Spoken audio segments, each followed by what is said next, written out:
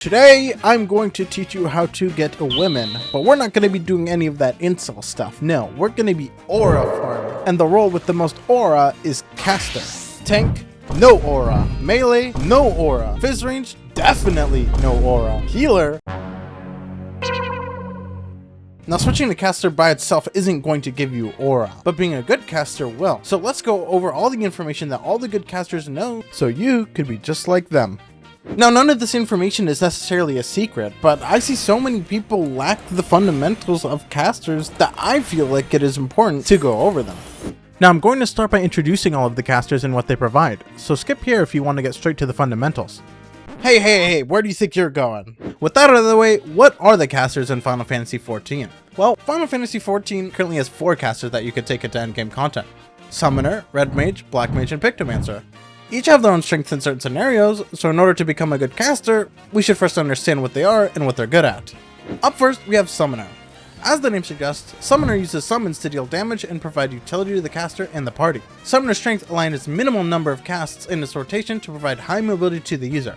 For the entire loop of Summoner's rotation, Summoner only has 4 hard-casted abilities per minute, meaning for every minute of a fight, Summoner can be mobile for about 50 seconds. Wait, that's a caster? Additionally, Summoner is one of the 2 casters with a battle raise, meaning just like healers, Summoner is able to raise fallen teammates. When we take those factors into account, Summoner turns out to be a pretty desirable caster for progression, but not so much in optimization and speed killing since it lacks the damage found in other casters. Still has lots of aura though. Red Mage is the next caster in the lineup. Red Mage's damage comes from balancing light and dark mana in order to energize their melee combo. I put air quotes around melee combo because as of patch 7.4, Red Mage can use this combo at 25 yalms away from their target under the effect of manification. But most Red Mage's players tend to forget this change even happened and will stand right next to the boss anyway. I am most Red Mage players. Red Mage, like Summoner, also has a battle raise, but where it shines, it's in its passive ability, Dual Cast. Dual Cast will allow you to cast a GCD instantly after you've hard casted a spell, meaning that we can cast one of our shorter spells like Jolt or Recure and then cast a raise instantly. Healers and Summoners, for contrast, are instantly able to cast a raise once every 40 seconds, while Red Mage could potentially raise every other GCD, which makes Red Mage the go-to caster for groups that highly value recovery and progression. But it also lacks the damage teams are looking for when we want to go for high ranks or speed kills. So in Prog, hella aura. In optimization, not so much. Pictomancer is the newest caster on the roster. Pictomancer utilizes painting in order to do its damage, whether it be for creatures, objects, landscapes, or Fuda fan art. Pictomancer is a battle caster, meaning it doesn't have a raise, and is primarily chosen for its ability to pump out lots of damage. Pictomancer also has desirable utility such as Tempera Grass Out, and a small heal from Star Prism. This job is also able to take advantage of fights with downtime because of its ability to paint motifs during that downtime, essentially getting free damage. Pictomancer is highly desirable in both progression and optimization because of its high damage and utility, so massive aura gained for playing Pictomancer. Finally, we have my favorite caster, Black Mage. Black Mage is known for being the hardest caster, or at least it used to be.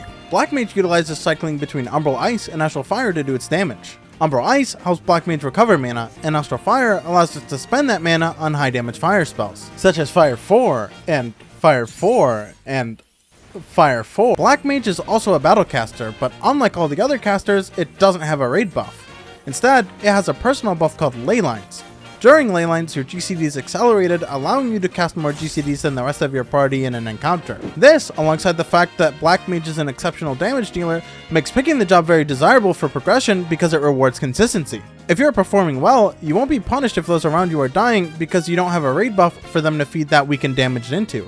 However, for optimization, it lacks the ability to feed as hard as Pictomancer, so while it deals a lot of damage, pushing for ranks and speed kills isn't its strong suit at the moment. So to rank all the casters, Summoner, kinda aura. Red Mage, more aura. Black Mage, even more aura. And Pictomancer, hella aura.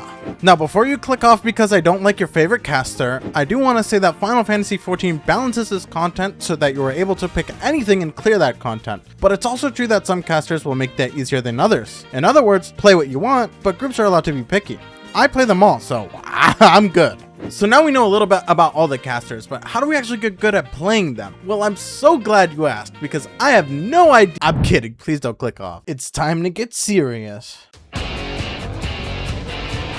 No, not that serious. Every job, including casters, wants to follow the ABCs or always be casting. Casters have a unique restriction, which is the cast bar. we must wait for our cast to finish before we can move. Except, we actually don't. You see, high-end caster players will utilize a technique called slide casting. The better you are at slide casting, the more mobile you are. So how do we slide cast? Well, the game actually has a way of showing you, and I want you to try this yourself. Ready? So you're going to open up your emote menu, pick an emote, and place it on your hotbar. Now we're going to start casting, and as you probably noticed, the emote lights up before the cast actually finishes. No big deal, right? Wrong. Let's try moving as soon as we see the emote light up. As you can see, our cast still goes through and the damage hits our target. The emote lighting up is visually showing us when our slide cast window is. Slide casting helps with moving as a caster, but the biggest thing casters will do to maintain their uptime is preposition. Prepositioning comes with fight knowledge. As the fight goes on, exceptional casters are creating movements that will allow them to make the restriction of casting less impactful to your party's gameplay. If you watched my I Coach Raiders one-on-one video, my student Lonnie has some really good examples of what that looks like. So if you're interested, make sure to go check that out in the link in the description or the top right of your screen right now. You can also find out how to get coaching yourself in my Discord, also linked down below. Essentially, we always want to be rolling our GCD so we're able to get in as many casts as possible. The more casts we get, the more damage we do. The more damage we do, the better our numbers. And the better our numbers, the more, woman we get. Freestyling is the ultimate skill that all casters must master. Just because we have a cast bar doesn't mean we should be getting hit by mechanics we know are coming. We can plan around them, sure, but when something goes wrong, we want to be able to adjust our plan and make it work. The best of the best are able to just pull a rotation out of their ass, and more often than not, they're still doing top tier damage. So get extremely comfortable with your rotation, to the point where you don't even have to look to pull it off. Not only will you create better rotations overall, but your raid awareness and survival rate will shoot through the roof, gaining hella aura. Unfortunately, I have really bad news. There comes a point along the path to improvement that we all must turn to the dark side. We have to do things we don't want to do, that we're afraid to do. And for caster, that's to mitigate. It's a cruel world we live in. A world where our healers want us to be self-sufficient. And unfortunately, casters are the most likely role to die in Final Fantasy XIV, so we must take it upon ourselves to make sure we survive. Summoner has 2 charges of Radiant Aegis.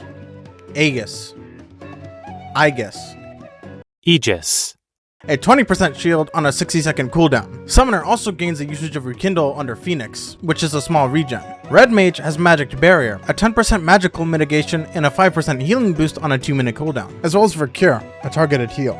Pictomancer has Temper Coat, a 20% shield, or they can cast Temper Grassa, which gives the party a 10% shield instead. Additionally, if Temper Coat is absorbed, the cooldown is reduced by 60 seconds. If Temper Grassa is absorbed, it is reduced by 30 seconds, meaning we are rewarded for using this as often as possible. Black Mage has Mana Ward, a 30% shield on a 120-second cooldown, making it the best non-tank personal mitigation in the game. All casters have a targeted mitigation called Addle. Addle is a 10% mitigation against magical damage, and only a 5% mitigation on physical damage, meaning we should be looking to use our Addle on magical sources such as the Humble Fixer.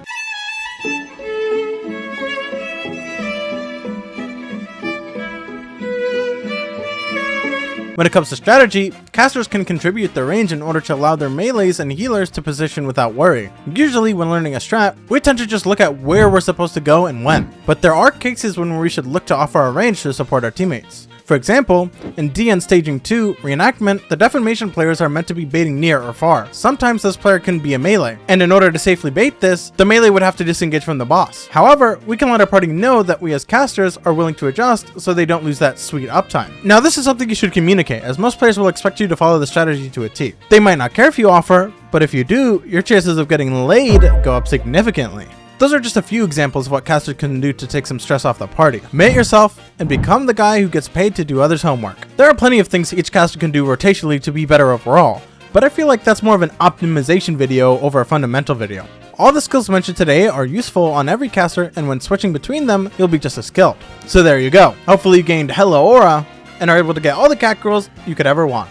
I expect payments in a Mercedes-Benz, but I'll be nice. All you have to do to pay me back is like the video and subscribe to the channel. Also, if you are interested in that coaching or just want to join a community full of people looking to improve, make sure to join the community I've started over on Discord. Link down in the description below. Also, make sure to check me out live on Twitch. Link also below. As always, thank you for watching, and I'll see you in the next one.